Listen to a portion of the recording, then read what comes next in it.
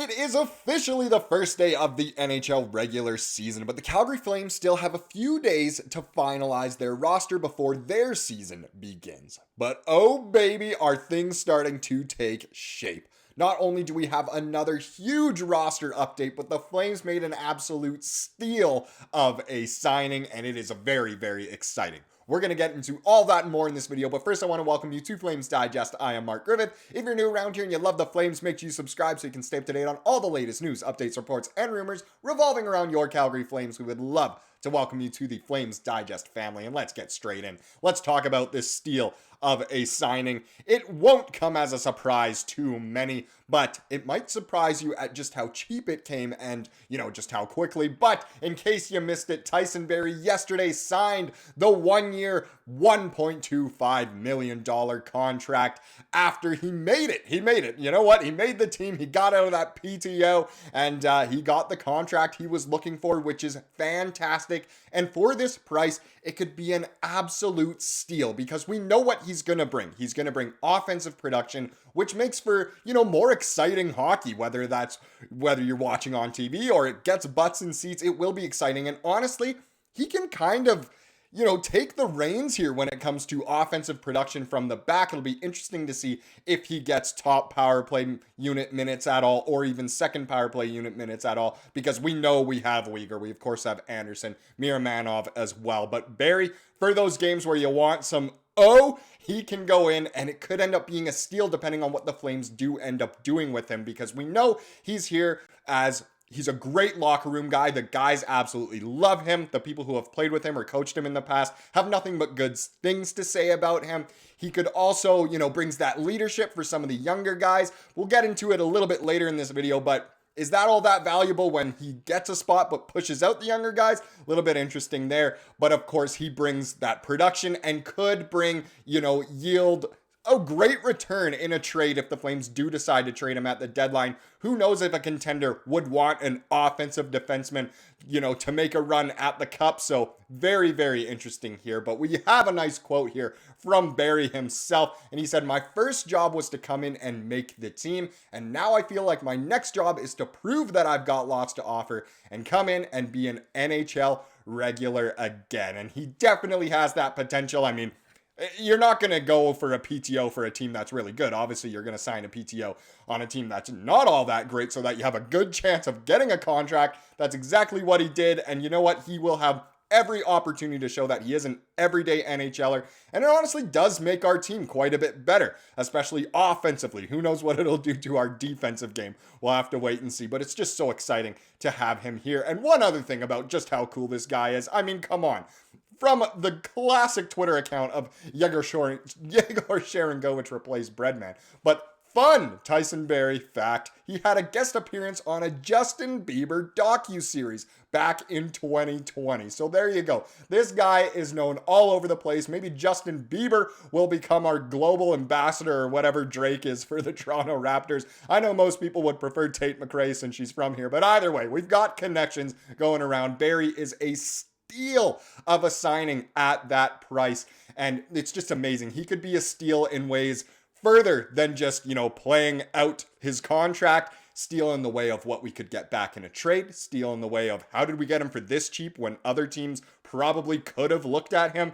Either way, absolutely amazing signing here from Conroy. We of course wish Tyson Barrie nothing but the best, but it does bring up a question, and that question is, what does this mean for the youngsters? So the Flames have a lot of good young defensemen in the pipeline right now that kind of have a chance of making the team. And one in particular is Hunter Brustevich. Now, I know a lot of people are already going to go down the comments and say about Brustevich, about how he's going to be with the Wranglers. Don't worry, that's coming later in this video. But this was an interesting article from a couple days ago that I think still has some really good relevance. It comes from Eric Francis of Sportsnet. So he writes, Flames takeaways, Brustevich fitting in seamlessly, feels ready for eventual NHL debut. So already this kind of shows, look, we know we have some good young defensemen that could be ready for the NHL. They fit in seamlessly. It's just not quite time yet, but we know they eventually will make that next jump. But let's get in.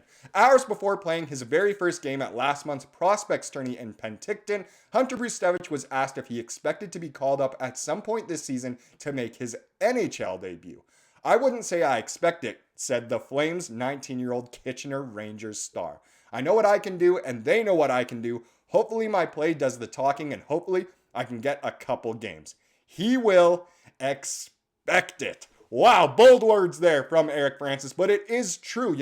He had a great preseason. He's had a great training camp, and Barrie coming in does kind of block Brzustewicz a little bit, another offensive defenseman, but it's not for the worse. We'd rather have him develop in the AHL anyway. We do know how good he is, but it's not bad to have him down there.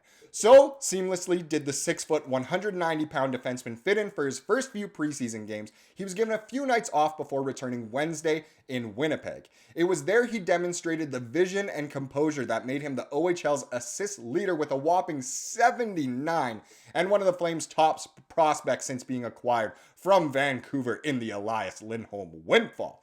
The evening wasn't without its hiccups as Brzustewicz was on the ice for 4 Jets goals in a 5-2 loss. Literally sounds like Tyson Barrie reincarnate a little bit. No, he's got more offensive vision, I assure you.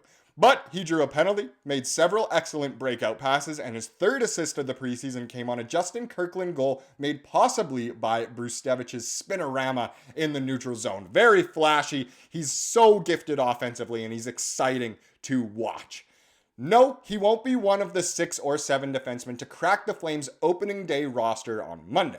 But there's no room for him. That is just the reality of it, especially with this Barrie signing. This article's written before Barrie officially signed, but we kind of all knew that Ty was going to get that contract. But the plan all along was for him to start with the Wranglers, where he'll play plenty of minutes and run the power play in preparation for an inevitable call-up at some point this year. No doubt he'll be ready for it. And again, it's probably best that he does, develop more at the AHL level and kind of take over that team offensively from the back, which will be great, quarterbacking the power play unit, as Eric Francis is saying there, and will be exciting to watch his development, but at some point you kind of can expect him. But what does that mean for some of the other youngsters? Well, if you really take a close look and lean in at our depth chart defensively, these are all the defensemen under contract right now. Obviously, the ones at the top have those big NHL dollars, but you go towards the bottom of the list, and there are some really good young ones that are kind of in a similar situation to Brzustewicz. Brzustewicz is probably kind of the best of the bunch in terms of can come up to the NHL at some point as an offensive defenseman. But you look at guys like Zane Parekh, he'll happily be in junior this year, that's fine. Etienne Morin, interesting one there. Not too sure if he'll be coming up at all. Jeremy Poirier, a guy in a very similar position to Brzustewicz. Brzustewicz is more of, I guess, I don't want to say more valuable prospect, but we kind of see him as one of our top prospects. Whereas Poirier, he's still really good, don't get me wrong, but he's kind of run his course as being towards the top of our prospect sheet. But either way, in summation of this chapter, what does this mean for the youngsters? It means it might be a little bit harder for them, obviously, to get NHL call-ups this year, but is it a bad thing? No, we're happy with them developing in the AHL or even in junior in some cases. Now let's get into this roster update here, as it really is coming down to it. There's not much time left before the NHL season starts for the Flames. I know as I'm recording this, the Devils and Sabres actually just started the first period. But either way, here is our roster update. The Calgary Flames announced today that they have assigned the following players to the Calgary Wranglers of the AHL. Jonathan Asperot, of course, a defenseman. Center Clark Bishop. Defenseman Hunter Brzustewicz. There you go. I know a lot of you knew it was coming, but officially starting down in the A. Martin Ferk, the right winger, and centers Justin Kirkland and Sam Morton. Sam Morton's such a good player. He had a great preseason. It'll be interesting to see if he gets a call-up at some point this season. He definitely deserves it. But the Flames now have 3 goalies, 9 defensemen, and 18 forwards for a total of 30 players at camp.